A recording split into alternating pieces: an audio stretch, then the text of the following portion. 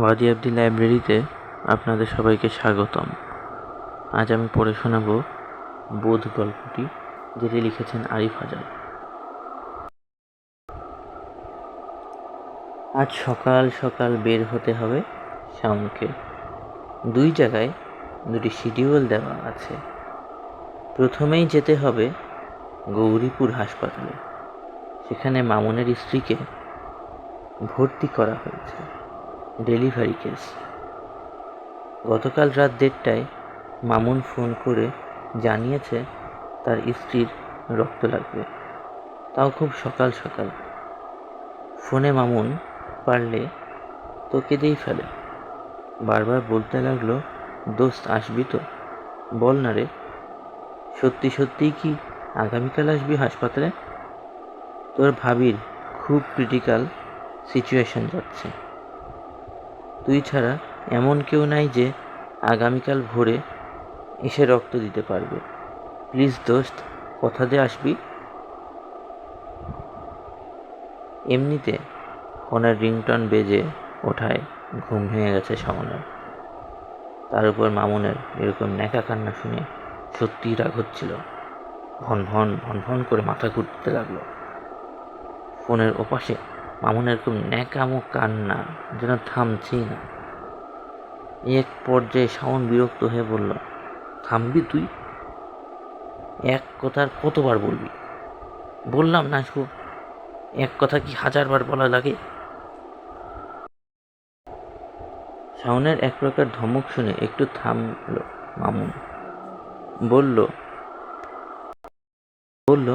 দোস্ত রাগ করিস না, ক্রিটিক্যাল সিচুয়েশনে পড়তেই তো তোর কাছে ধর্ণা দিয়েছি।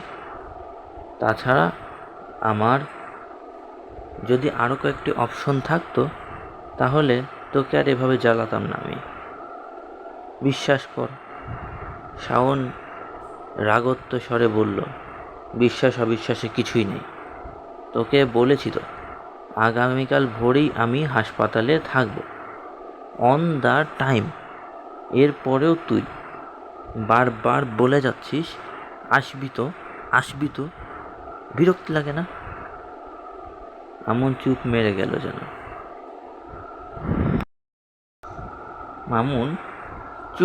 গেল যেন। দুই প্রান্তেই নীরবতা ভেঙে শাওন বলল, টেনশন করার কিছু নেই, আমি আগামীকাল খুব ভোরেই উপস্থিত থাকব, বুঝেছিস? মামুন খুব ধীর গলায় বলল, ধন্যবাদ দোস্ত। শাওন অতটা সময়ের অপেক্ষা করেনি। ফোনের লাইন কেটে শুয়ে পড়েছে। অন্য শিডিউলটা ক্যাম্পাসের। আজ ডিপার্টমেন্টাল প্রোগ্রাম আছে। প্রোগ্রামের সব দায়িত্ব চেপেছে শাওনের কাঁধে। মোটামুটি এক রকমের ঝামেলায় পড়ে গেল। দুটি ইমার্জেন্সি এবং দুটি সমানই গুরুত্বপূর্ণ। বের হওয়ার পথে শাওনের মা ডাক দিয়ে জিজ্ঞেস করলেন, এত তাড়াতাড়ি তো কখনোই যাস না, আজ কোথায় যাচ্ছিস? শাওন ঘাড় বাঁকিয়ে উত্তর দিল, কখনোই যাই না বলে যে আজ যেতে পারবো না এমন তো কোনো ব্যাপার আছে কি? ছেলের উত্তর শুনে শাওনের মা একদম চুপ মেরে গেলেন। তিনি খুব ভালো করেই জানেন যে তার ছেলে কোনোদিন সোজা কথার সোজা উত্তর দেয় না। যখন তাকে মাছের কাঁটা বেছে খেতে দেয়া হতো, সে প্লেট ঠেলে দিয়ে বলতো, কাটার জন্য যে মাছ খাবো না তা না, তা তো বলিনি। মাছ খাবো না বলেছি কারণ মাছ খেতে আমার ভালো লাগছে না। তাই শুধু শুধু বাড়তি যত্ন আত্মি আমাকে করতে এসো না প্লিজ, বিরক্ত লাগে। ছেলের এমন অদ্ভুত আচরণে খুব আহত হন রাহেলা বেগম। বাপ মা মরা একমাত্র ছেলে তার, কত স্বপ্ন ঘিরে তাকে, কিন্তু বয়স বৃদ্ধির সাথে সাথে ছেলেটির এমন অদ্ভুত স্বভাবের কারণে রাহেলা বেগমের চোখে জল ফেলতে হয়। স্বামী আজহার উদ্দিন এর স্বপ্ন ছিল ছেলেকে আলেম বানাবেন। শাওনের বয়স যখন 3.5 বছর, তখন থেকেই তাকে নিয়ে রোজ মসজিদে চলে যেতেন আজহার উদ্দিন। ছেলেকে পাশে দাঁড় করিয়ে সালাত আদায় করতেন তিনি। এত ছোট বাচ্চাকে মসজিদে আনতেন বলে অন্য মুরব্বী মুসল্লিরা প্রায় 2-4টি কথা শোনাতেন আজহার সাহেবকে, কিন্তু তাতে একেবারেই পাত্তা দিতেন না তিনি। তার একটাই কথা ছিল, ছোট বাচ্চারা ছোটবেলায় যা শেখে সেটি তারা সব সময় মনে রাখতে পারে। মসজিদে আসা শিখলে বড় হয়ে সেও মসজিদে আসবে। আজহার উদ্দিনের এই চিন্তা একেবারেই ভুল প্রমাণিত হয়েছে। বাবার হাত ধরে খুব ছোট বেলাতেই মসজিদে আসা যাওয়া করা ছেলেটি বড় হয়ে একেবারে মসজিদ বিমুখী হয়ে গেছে। মসজিদমুখী হয় না বললেই চলে। বাবার সেখানে সব বিদ্যে ভুলে বসে আছে। অল্প বয়সে বাবাকে হারিয়ে একেবারে বকে গেছে। অথবা হতে পারে অবাধ স্বাধীনতাই তার জন্য কাল হয়ে দাঁড়িয়েছে। রাহেলা বেগম প্রায়ই বিড়বিড় করে বলেন, অতিরিক্ত স্বাধীনতাও এক রকমের পরাধীনতা। পায়ে মোজা পরতে পরতে শাওন বলল, দুপুরে খাবো না, ফোন করো না। রাহেলা বেগম জানতে চাইলেন, খাবি না কেন? খাবি কোথায় তাহলে? মায়ের দিকে অগ্নিদৃষ্টি দিল সে, আর তার চোখ থেকে যেন আগুনের ফুলকি বের হচ্ছে। খুব কঠিন চেহারা নিয়ে বলল, জাহান্নামে খাবো। বুঝতে পেরেছ? কতবার বলেছি আমার ব্যাপারে বেশি নাক গলাতে আসবেন না। যখন বলেছি খাবো না তখন খাবো না, ব্যাস। ফর্দার প্রশ্ন করে জানতে চাইবে না কেন খাবো না, কোথায় খাবো না, ইত্যাদি ইত্যাদি। রাহেলা বেগম দ্বিতীয়বারের মতো চুপ মেরে গেলেন। ছেলের এমন স্বভাবের সাথে তিনি আস্তে আস্তে অভ্যস্ত হয়ে উঠেছেন। আগে সেরকম ব্যবহার করলে তিনি জায়গাতেই চোখের পানি ছেড়ে দিতেন। টপ টপ করে তার চোখের জল গড়িয়ে পড়ত মাটিতে। এখন চোখ আর মন দুটোই কেমন যেন শক্ত হয়ে গিয়েছে। অথবা হতে পারে সময়ের সাথে সাথে সয়ে নিয়েছে এগুলো। এখন আর এসব দেখে মনের ভিতরে হাহাকার হয় না, বুক ফেটে বেরিয়ে আসে না। মাঝে মাঝে আল্লাহ তাআলার কাছে নিজের মৃত্যু চাইতে মন চায়, কিন্তু হাদিসে নিজের মৃত্যু চাইতে নিষেধ করায় তিনি ধৈর্য ধরে বসে আছেন।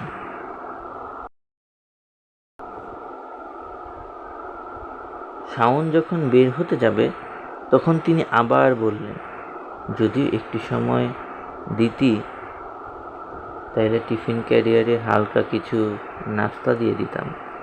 তোর জন্য ভোর থেকে শীত পিঠা বানাচ্ছিলাম।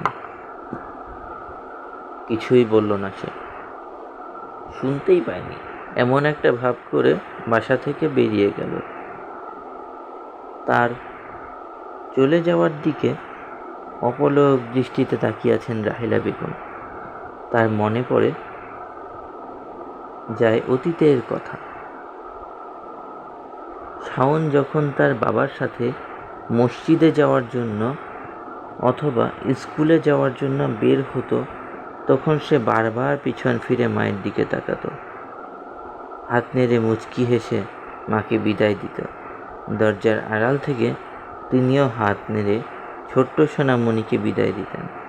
মা ছেলের চোখে চোখে কথা হতো। সেই ছেলে আজ এরকম অবাধ্য উচ্ছৃঙ্খল হয়ে পড়বে তা রাহেলা বেগম স্বপ্নেও ভাবেননি। 2. শাওন কথা রেখেছে, নির্দিষ্ট সময়ে আগেই হাসপাতালে এসে পৌঁছেছে।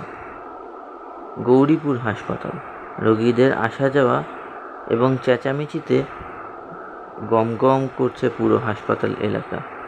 শাওনকে দেখে একরকম দৌড়েই এলো মামুন। চেহারায় বিষণ্ণতার ছাপ, চিন্তায় ও অস্থিরতায় শুকিয়ে কাঠ হয়ে গেছে সে। হাঁপাতে হাঁপাতে এসে শাওনকে বলল, থ্যাংক ইউ দোস্ত, অনেক বড় উপকার করলি আজ। মামুন আরও কিছু বলতে যাচ্ছিল, তাকে থামিয়ে দিয়ে শাওন বলল, তোর বউয়ের কি অবস্থা বল। অবস্থা খুব ক্রিটিক্যাল, খুবই ব্লিডিং হচ্ছে, এই জন্যই ব্লাড লাগছে। ব্লাড কখন নেওয়া হবে জানতে চাইল শাওন। একটু পরেই। আচ্ছা বলে থেমে গেল শাওন। শাওন যে অন্য আরেক জায়গায় যাওয়ার কথা এবং তার যে তারা আছে এই ব্যাপারটি মামুনকে জানতে দেওয়ার দরকার মনে করল না সে। বিপদগ্রস্ত মানুষের কাছে নাকি পৃথিবীটাই গৌণ। ব্লাড দেয়া শেষে শাওন হাসপাতালের বারান্দায় ফিরে এলো। তাকে দেখে জড়িয়ে ধরে হাউমাউ করে কান্না জুড়ে দিল মামুন। শাওনের অনেক বড় উপকারের কথা সে কোনোদিন ভুলবে না।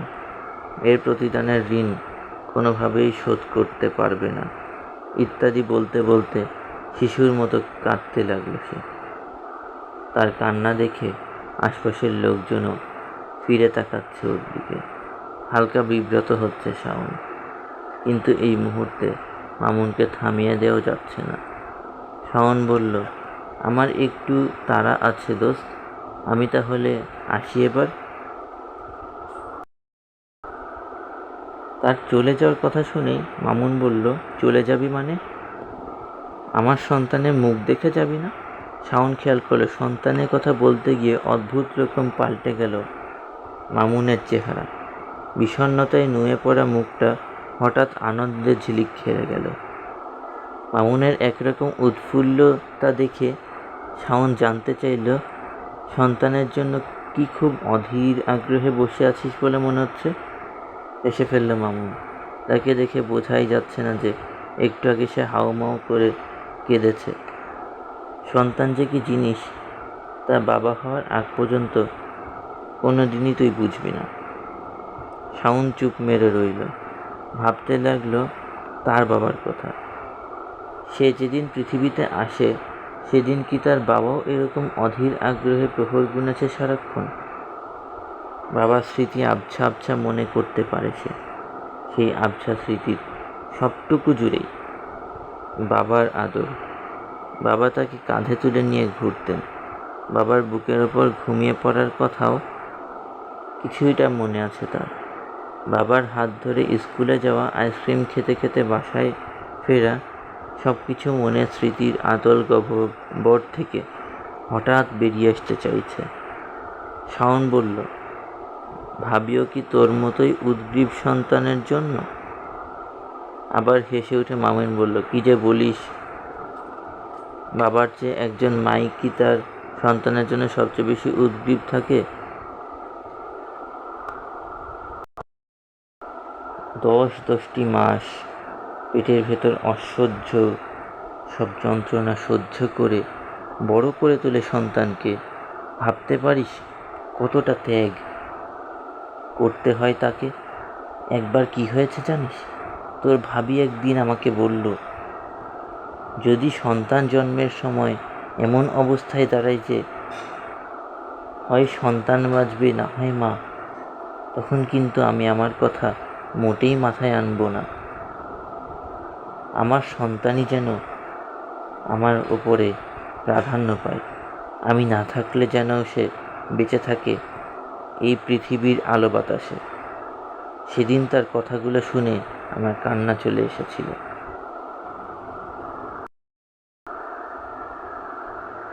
শাওন শুনল কথাগুলো।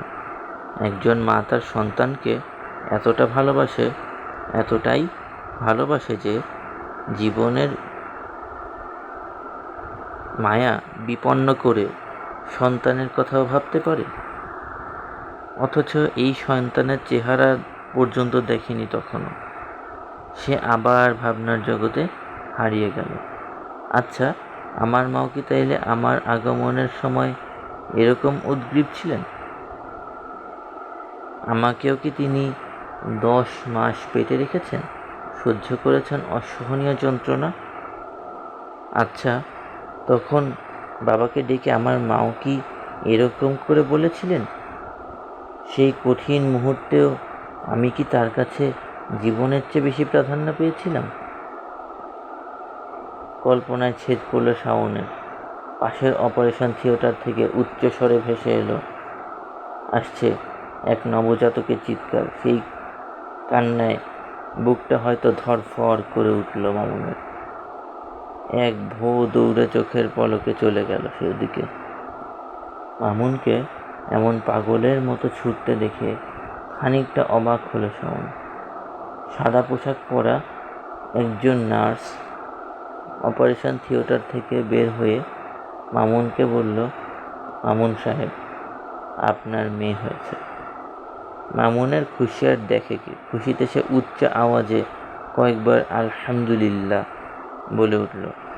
হাসপাতালে কিছু আত্মীয় স্বজনও এসেছিল ইতিমধ্যে।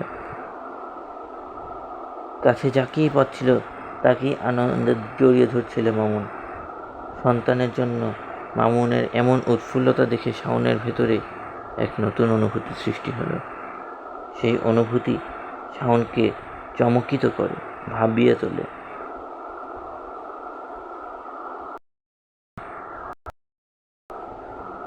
বাইরে বেরিয়ে এলো শাওন। সকালের রোদ এখনো মিলিয়ে যায়নি। এই মুহূর্তে তার ক্যাম্পাসে চলে যাওয়ার কথা, কিন্তু কোনো এক কারণে আজকে তার ক্যাম্পাসে যেতে মন চাইছে না কোনোভাবেই। তার স্মৃতিতে শুধু ভেসে উঠছে তার বাবার আবছা চেহারা। মনে পড়ছে মায়ের কথা। আজ সকালেও সে মাকে শাসিয়েছিল। এমন আচরণ করে সে তার মায়ের সাথে, যা বলার মতো না। কেন জানি তার ভেতরে খুব অপরাধ বোধ কাজ করছে। তার মনে হচ্ছে মাকে গিয়ে জড়িয়ে ধরে মামুনের মতো হু হু করে কাঁদতে পারলে তাহলেই ভালো লাগতো হয়তো। 4 এর মাধ্যমেই গল্পটি শেষ হয়ে যাচ্ছে। ঠক ঠক ঠক দরজা খুলে দিলেন রাহেলা বেগম। দরজার সামনে দাঁড়িয়ে থাকতে দেখে তিনি বেশ অবাকই হলেন। ওর তো আসার কথা ছিল না, এখন কোনো সমস্যা হয়েছে কি? রাহেলা বেগম খেয়াল করলেন শাওন তার দিকে অপলক দৃষ্টিতে তাকিয়ে আছে। তার সেই দৃষ্টিতে কোনো বিরক্তি নেই, কোনো তাচ্ছিল্য নেই। ছেলের চোখের দিকে এবং তার চাহনির দিকে রাহেলা বেগম খুব অপরিচিত ভাবে তাকালেন। ছেলের কোনো বিপদ হয়েছে কিনা এমন এক অজানা শঙ্কায় কেঁপে উঠল তার বুক। হঠাৎ পায়ের দিকে লুটিয়ে পড়ল শাওন। রাহেলা বেগমের দুটি পা জড়িয়ে ধরে হাউমাউ করে কাঁদতে আরম্ভ করল। খুব অবাক হয়ে গেলেন রাহেলা বেগম। ছেলের মাথায় হাত বুলাতে বুলাতে জিজ্ঞেস করলেন, কি হয়েছে, এমন করছো কেন? কোনো সমস্যা হয়েছে কিনা? শাওন কিছুই বলছে না, শুধু কাঁদছে।